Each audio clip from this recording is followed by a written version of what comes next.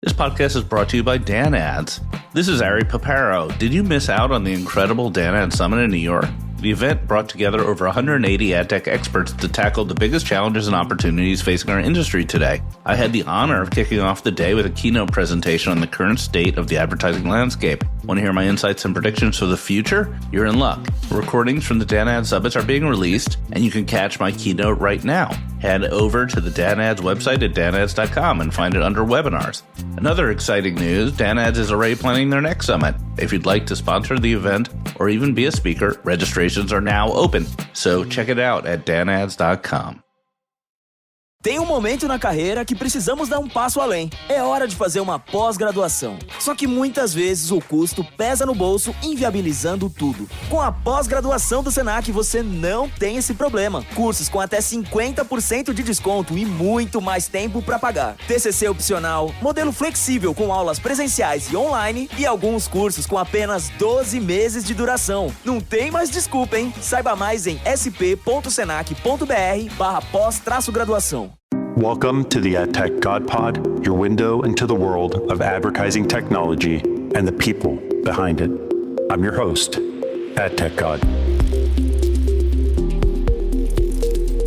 Welcome to the AdTech God Pod, your go-to for conversations with the out-of-home industry leaders. Today, we're joined by Anna Bogger, President and CEO of the Out-of-Home Advertising Association of America, better known as the OAAA. The OAAA is a trade association for the U.S. OOH advertising industry, setting industry standards and promoting the value of OOH advertising. They also provide research, resources, and more to the OOH community. Anna, I'm really excited to have you here. Welcome to the AdTech God Pod. Thank you so much. I am super excited to be here too. Thanks for having me. I'm excited. I'm excited for OOH, and I'll tell you why. Like, all I hear is digital, streaming, digital. And so I think for something new, I think this is really interesting for me as well as the listeners to learn more about how OOH is changing, the trends, and of course, to learn more about you. I'm excited that you're excited. We're excited too. We have a lot going for us right now. So very glad to be here and to be able to provide that update. Anna, I know that you worked at the IAB, you worked at Ericsson.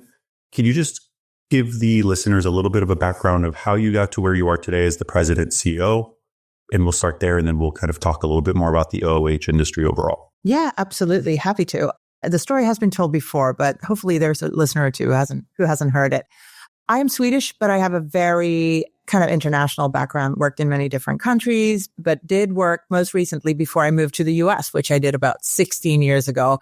I worked for the Swedish telecoms company Ericsson, network equipment vendor. And before that, I was an industry analyst and I'd worked on the kind of mobile telephony, mobile equipment side.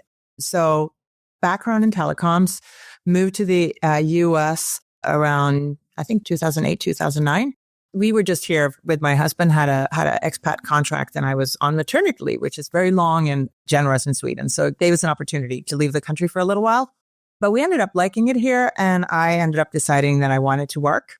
And we're sort of looking for jobs in the telecoms industry where, I had a name for myself and I knew what I was doing, but somehow through LinkedIn, stumbled on IAB, and through that connection, met with Randall Rothenberg in a very decent way, fell in love with him and his idea and what the IAB did. I thought it was fascinating. We don't really have trade associations in that way in Sweden or in Europe for that matter.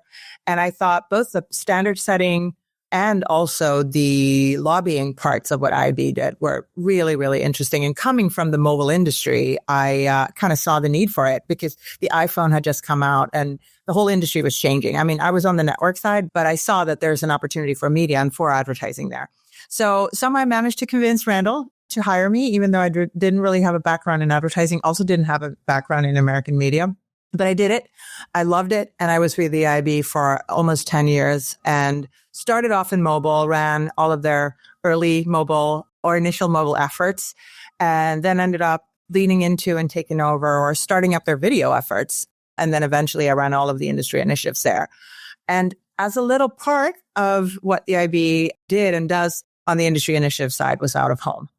And I really liked it. I thought it was a fascinating part of advertising because it's so different. It's not really attached to media in that way. It's about location.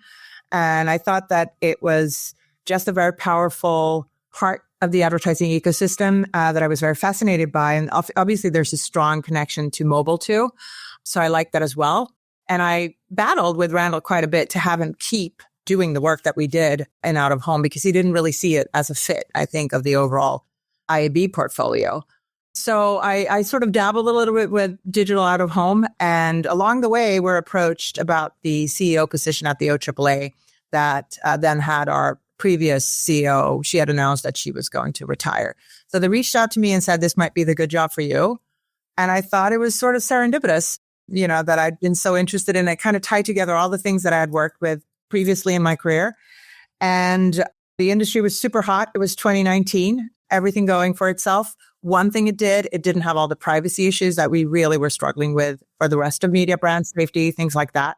So I also saw it a little bit as, I guess, maybe an escape route from problems that I saw just getting bigger and bigger and working with just selling something rather than defending it. Little did I know that there was going to be a pandemic 4 months later, and it was really going to be a struggle to promote out of home. But somehow I survived, the industry survived, and here we are, stronger than ever. Yeah, the OH industry was hit pretty hard just because everybody was at home. So I'm sure, a lot of budgets were pulled from, out of home kind of ads and focused more towards, I guess, in home because everybody was home a lot more than normal. So whether it's, streaming or whether it's mobile. So it's a very, very hard and had a really negative impact. I've spoken to multiple people from the OH industry and they've all told me it was tough. It was very tough. I will say a big part of out of home to this day is very local. And it wasn't the whole country that was out of home. It was mostly the West Coast and the East Coast. The middle of the country was still very much open. So we survived it, but on a national level, and I think also reputationally, the industry, it didn't take a hit reputationally, but there was not a lot of faith in out of home, again, in a pandemic. So it was hard times, but I would say we made good use of that time because the industry prior to that had a lot of promise in digital, but we hadn't really gotten started, very late to the game, which is one of the reasons they brought me in. And I think the 3 years of not really being out of home gave the industry an opportunity to work together to develop a lot of new products that we now are seeing a lot of benefits with. So it was hard times, but we used it well, I think.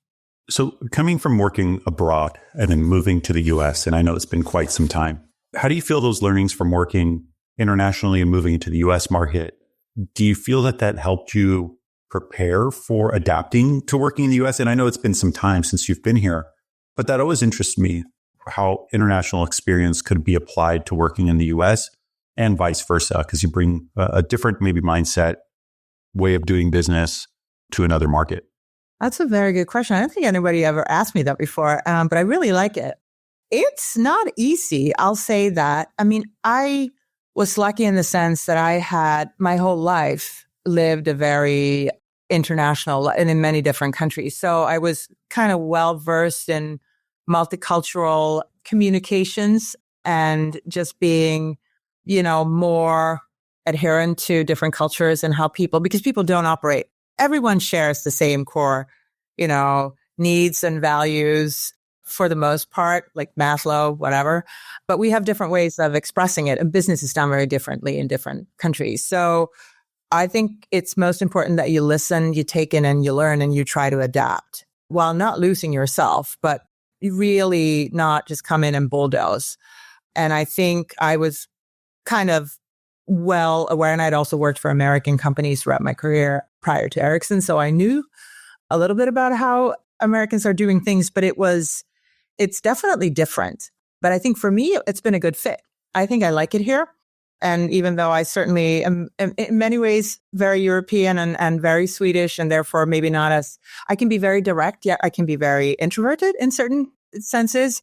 I think I've been able to use that to my advantage because I think it's more about, again, listening and trying to learn and adapt to how business is being done. And then, of course, the US is just such a dynamic place when it comes to, especially the industry we're in. So it's very hard not to get carried away and immersed into how things are being done here. And I think this was the best place to be. I think I adapted fairly quickly, but it's not easy. And it's not easy for Americans going abroad either. It's tough, but it's not as tough as you would think if you just take the time to listen in and figure out how people communicate. I've spoken to a few people on the podcast and just personal friends who've either, moved to the US or moved abroad. The learnings from doing so are like invaluable. Like there's no way you can compare the experience of working in APAC or Europe or anywhere else. It's just such a different perspective on the world of business dealings, of transactional, relationships or long-term relationships. It's pretty incredible. And that's why I wanted to ask you, because to me, when I looked at your LinkedIn, I was like, oh, she moved to the US. She moved to the US as an adult, right? Not as a child. So it's not like you were 4 years old and I don't remember ever living abroad. No, you remember. You have a long history there. It's just always interesting to see people's perspective of moving to the US or moving abroad and how that, built who they are today, right? Because I'm sure it's a huge part of your personality and the way you do work and the way you interact with people. It definitely has. And, it's been a journey, and no pun intended, of moving here. But I do think, and it is fascinating doing business. I've done business, I think, in all continents except Australia. And it is very different, but you learn a lot from it. And to your point, it's invaluable. But the US is a very easy, welcoming place, or at least it used to be, to come to and start doing business. People never really ask you. They ask me, where are you from? And I say, I'm Swedish. And they're like, oh, okay. And what else are you? It's like, no, I'm actually just Swedish. And I'm actually really Swedish. Oh, wow. Really? And then that's just, it really is a melting pot. So from that perspective, it was easy. But yeah, it's different. And everything is bigger here, right? Like the opportunity, the risk, the everything. You just have to be. Even the combo meals. Yeah, everything is bigger. And you will also be a little bigger when you leave, I think. Yeah. The meal portions are huge here in comparison. Pretty incredible. And you don't have to pay for ketchup. That is true. That's a benefit. And you get a lot of ice in your drink. We get a lot of ice, yeah, and less soda. The out-of-home industry is growing, specifically around digital out-of-home. We hear a lot about streaming television, AVOD, SVOD, HVODs. But I personally don't hear much about the digital out-of-home industry with the exception of one or two industry friends.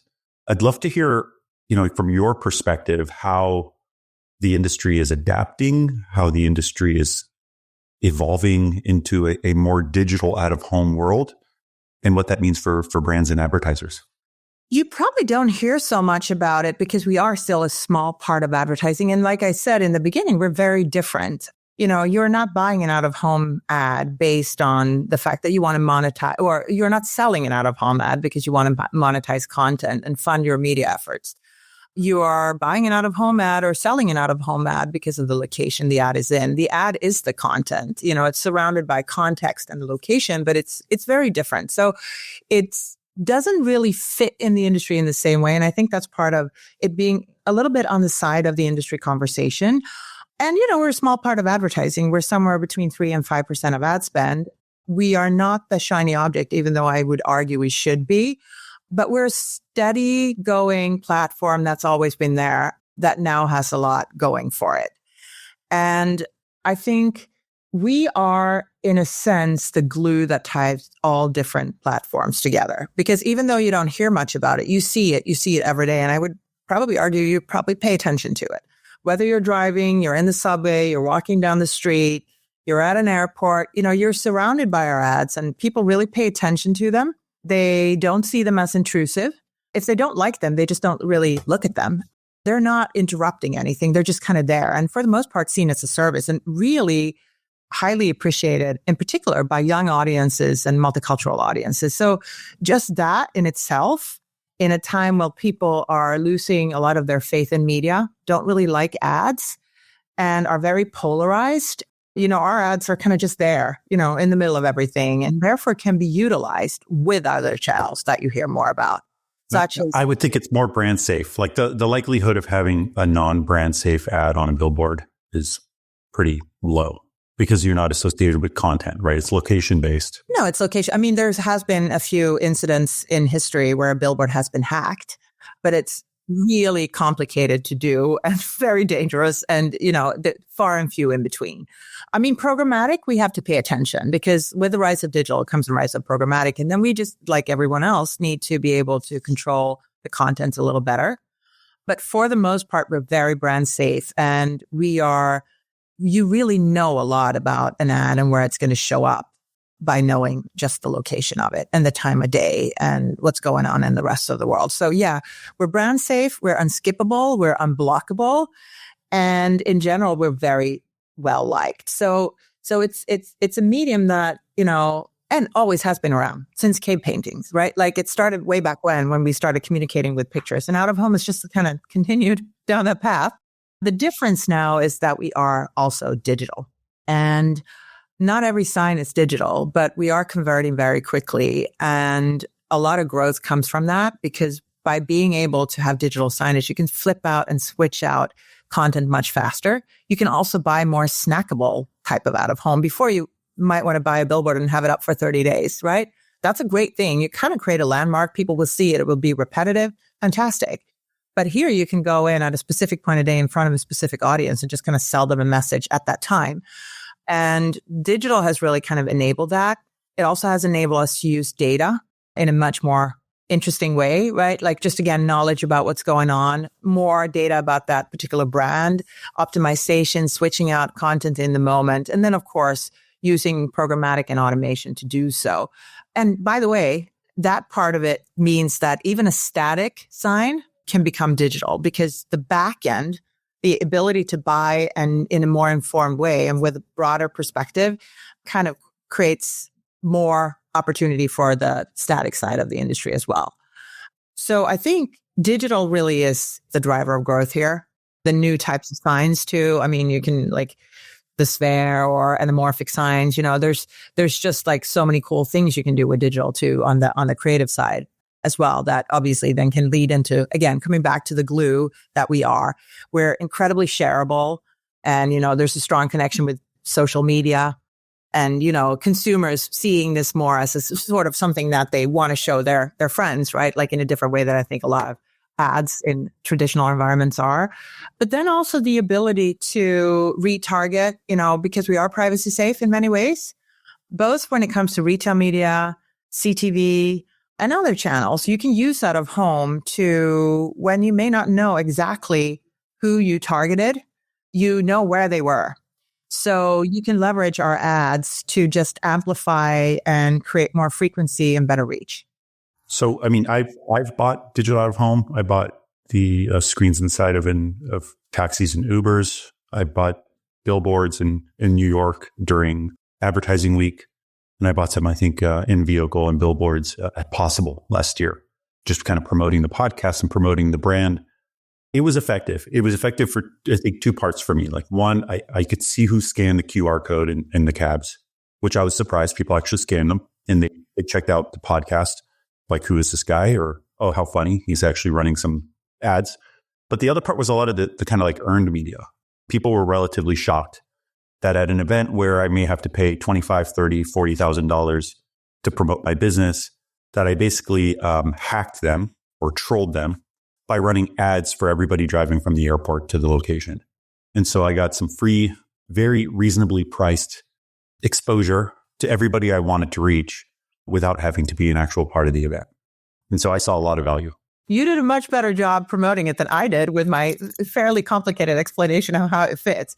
I mean, you're spot on. It really is a great way to connect with consumers and then have them talk about it, share it. If you do it right, if you pick the right location, which, by the way, we are experts at in this industry, like that's what we know. We know exactly where signs should be and what they should look like and who they will reach. If you do that well, and then you have great creative, you're going to get a lot of free media. Powerful. Yeah, it's very powerful. Yeah, I agree. I think it's pretty powerful. I mean, you can't say that you haven't noticed billboards. Like, we have short memory spans. So, I mean, you want me to name something from 3 weeks ago? I can't. I can tell you I noticed them and I read them. And I think they are effective.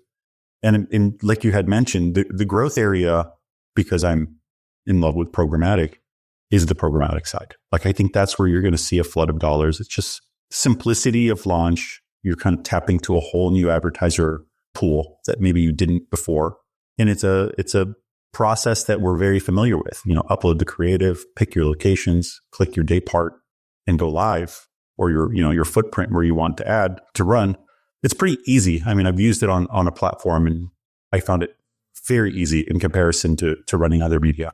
It is, and it's getting easier. I mean, we see this as a huge opportunity for the industry too. So there's a lot of development and standards, and above all, making sure that we can tie out of home in a more omni-channel way, right? So it's not just about the one-off out of home ad. It's about creating a actual consumer journey, right, between the home to the store and out of home in between, or wherever you show up. It's making sure that we can be part of something bigger, a broader media strategy. I think that's a really big thing for out of home. And that's where a lot of the opportunity will lie. So yeah, programmatic, I think it's an opportunity for everyone, but for us in particular, because we're so early days, I think a lot of growth is going to come from there in the future, for sure. There's a lot of exciting innovation happening across the space, obviously with streaming growth, with privacy, compliance and regulation. Well, what's something that really excites you in the OOH space, on top of just programmatic, but where are you seeing the real innovation being driven in your, I guess, arena and your specialty? I'm excited about so many things. One of the things I'm very excited is that the fact that the rest of the world seems to slowly but surely actually wake up to out of home. I mean, I did it a while ago, and we've never had as much attention or focus on the platform as we do now. And I think I see it growing. So it's just that I think there is a sort of foundational opportunity now just in out of home being a place that people really see a lot of value in. I mean, I am, and I have been since I got here. It sounds weird to say, but I am very excited about our fit into the world, because we are both more brand safe and privacy safe than many other media, because it will be a battle in the coming years. I mean, the privacy regulations that are developing state by state are concerning and also very different from each other. So it's going to be very complicated to buy media going forward. I'm sure we're going to get federal legislation, hopefully in this next term, but regardless, it's going to be pretty draconian. And we don't really play in that field. So that's an opportunity for us, to place ourselves with other platforms and help out in a sense, right? So, and I'm coming from the IB, so hence, I have a background there. I am excited about that. I'm also just really excited about some of the innovation that we're seeing on the screen side, the really cool creative executions that you can do now, and beautiful ads that are, unmissable and very, very shareable. And, a lot of new brands are coming into out of home, where we've always been a space that challenger brands or DTC, whatever you decide you want to call them, have utilized out of home. I think a lot for cost reasons, but also because it really works and it reaches, and we have proof points there now. It reaches the audiences that they really want to go for. So I'm excited for that too. And I think I just, maybe more of an answer to your previous question, but when you think about our medium, and, I think anyone who went to Cannes Lions this year, and I spoke to Tim Armstrong about this, former AOL, now an out-of-home guy, I guess. He owns a QR code company. You're in Cannes, the whole place is an out-of-home execution. It's ad after ad, bigger than after bigger ad, promoting all these digital channels. So the industry, and ad tech solutions and, whatever it is, they love out-of-home and have been using it for years. One of our biggest advertisers is Google. So I think there is a strong connection. I think we just need to do a better job promoting ourselves. And that, I guess, is the final thing that excites me. I feel like the industry coming out of the pandemic has just kind of rallied, innovated, and got to a place where I think we're much better at telling our spiel now than we have been in the past, and why we deserve a seat at the table. So, as a final question, what's a common misconception of digital out of home or out of home that you hear from people? There's always kind of pushback as it relates to, linear versus streaming, whether, mobile app or mobile web. There are obviously benefits to both. There are pros and cons to both.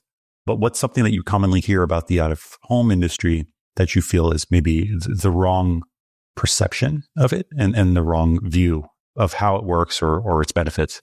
The one thing that actually really annoys me is, and this is at our industry's own fault, is that we're calling it so many different things. If it's digital out of home, programmatic out of home, video out of home, audio out of home, out of home, we're not a huge industry for all, purposes. In a sense, we're location-based marketing. That name was already taken, so we can't use it. But that's really what we are. We're selling space in a location.